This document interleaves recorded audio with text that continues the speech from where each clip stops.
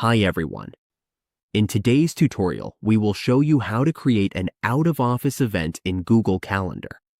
This is a great way to let others know you are unavailable and to automatically decline meeting requests.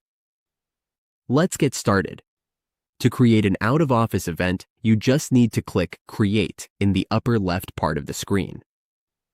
Once you are here, simply at the top, click Event and label your event as Out of Office. Then, set the date for when you will be out of the office. For example, today from 9 a.m. to 5 p.m., which is 8 hours. Here, you just need to click More Options so that we can set the status to busy so others will know you are not available or out of the office. Once you are done, simply click Save. As you can see, the out-of-office event from 9 a.m. to 5 p.m. is now set. With this simple feature, you can manage your availability and avoid scheduling conflicts while you are away.